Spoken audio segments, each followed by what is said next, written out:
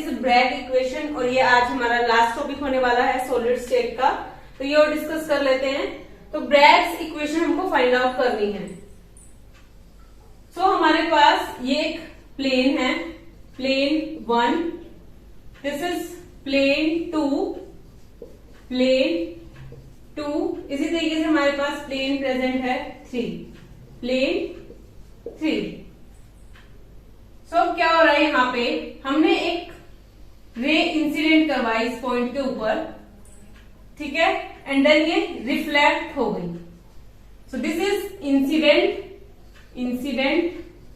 रे, ये first ray है जो इस प्लेन के ऊपर इंसिडेंट हुई एंड रिफ्लेक्ट हो गई। सो दिस इज रिफ्लेक्टेड रे,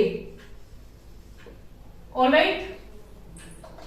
सो अगर हम इनके बीच का एंगल देखें,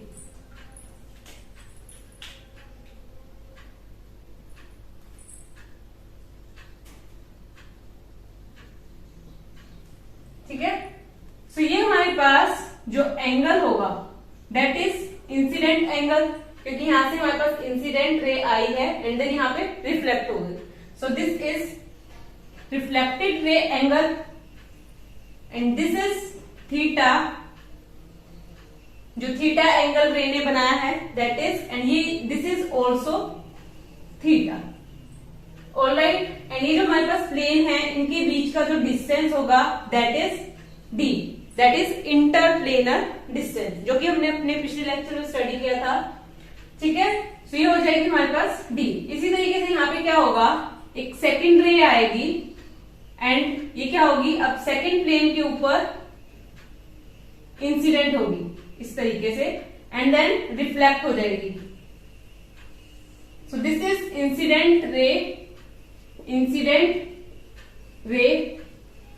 second, this is also reflected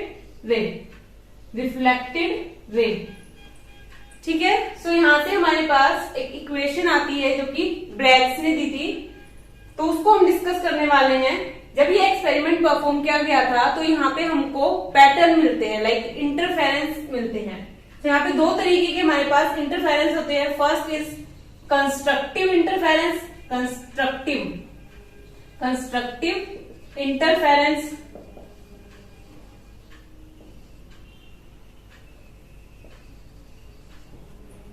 so constructive interference हमारे पास क्या होता है, इसके अंदर हमारे पास जो पाथ डिफरेंस होता है, path difference that is equals to n lambda. Path difference क्या होगा, n लैम्डा, ठीक है। तो यहाँ पे हमारे पास जो n की वैल्यू होगी that is 1, 2, 3 up to so on, इस तरीके से हो सकती है। Lambda is the wavelength of the light, ठीक है, लैम्डा क्या है, wavelength of light, incident light, alright. तो ये हमारे पास क्या आ गया, पाथ डिफरेंस। अगर हमको क्वेश्चन में अगर दिया नहीं गया है कि हमको लाइक पाथ डिफरेंस निकालने के लिए दिया है और उन्होंने ये नहीं बताया कि कंस्ट्रक्टिव है या डिस्ट्रक्टिव है, क्वेश्चन में लाइक आपको बताया नहीं गया, तो आप हमेशा कंस्ट्रक्टिव को कंसीडर करेंगे, alright. Second is destructive interference,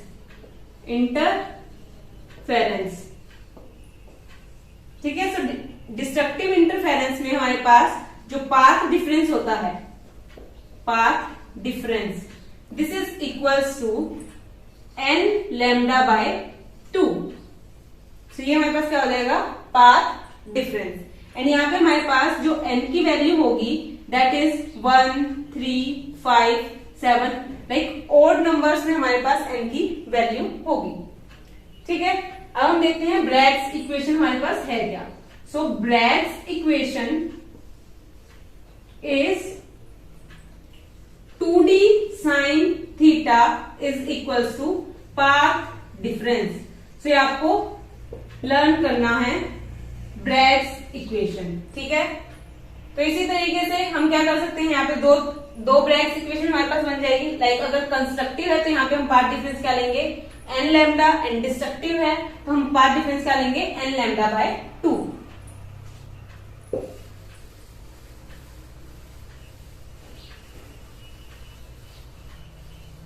तो सबसे पहले हम क्या ले रहे हैं, कंस्ट्रक्टिव ब्रैग्स इक्वेशन। तो यहां पे हमारे पास क्या हो जाएगा, 2d sine theta is equals to n lambda. ये किसके लिए हमारे पास, कंस्ट्रक्टिव इंटरफेरेंस के लिए ब्रैग्स इक्वेशन है। Second is for destructive. Destructive के लिए हमारे पास क्या हो जाएगा, 2d sine theta is equals to n lambda by 2। इसको हम रीअरेंज भी कर सकते हैं, like 4d sine theta is equals to n lambda. Like simply इस फॉर्म में भी लिख सकते हैं। ठीक है, तो ये तो हो गई हमारे पास ब्रैग्स इक्वेशन।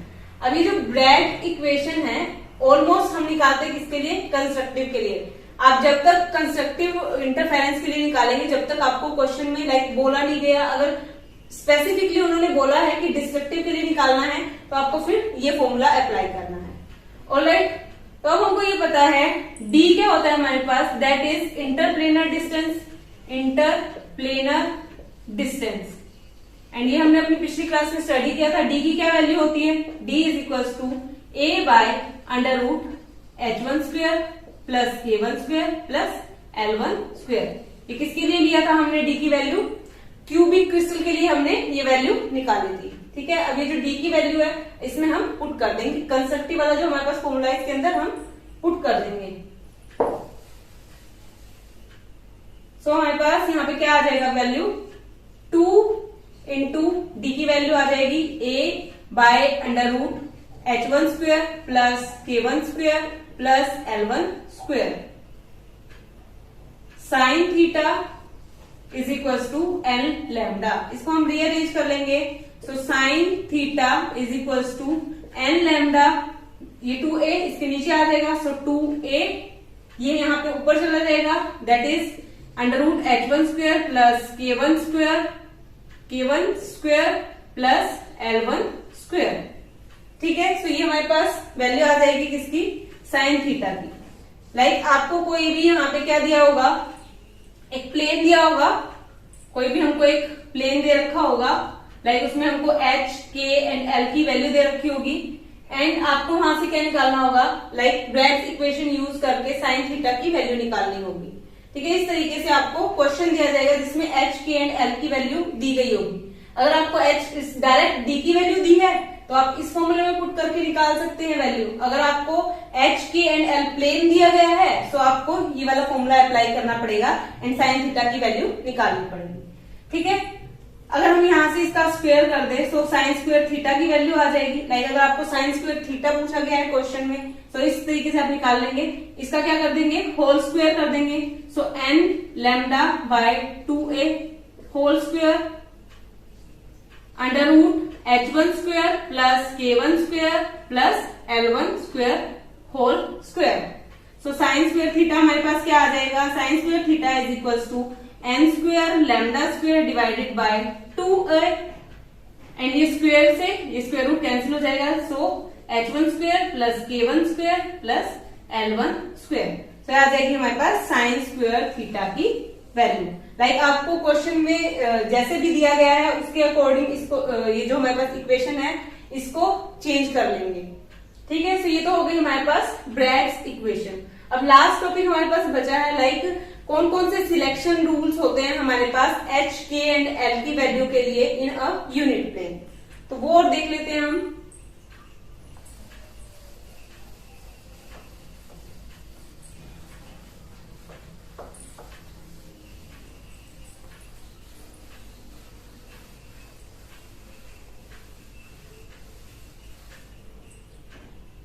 तो अब हम क्या देख रहे हैं, selection rules for given value of h, k, l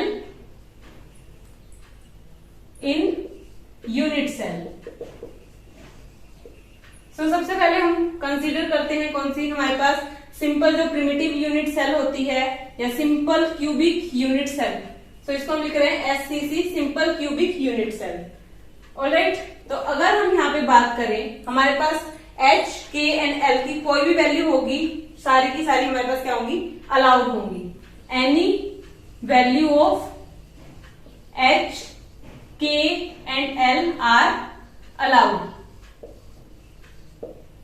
ठीक है, अब हम बात करते हैं किसकी, बीसीसी।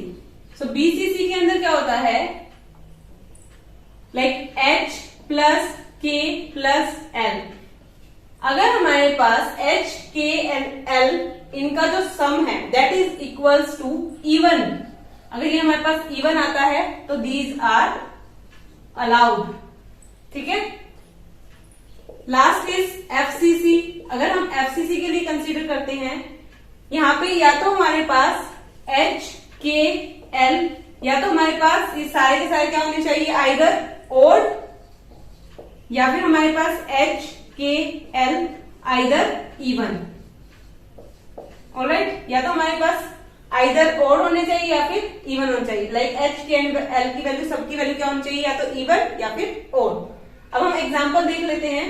लाइक हमारे पास यहाँ पे वैल्यू है 1 0 0, 1 1 0, 1 2 3, 1 2 4, 2 3 6, 1 2 3। लाइक इस तरीके से हमको कोई भी प्लेन्स की है वैल्यू दी गई है। अब हम यहाँ पे सबसे पहले कंसीडर करते हैं सिंपल क्यूबिक क्रिस्टल।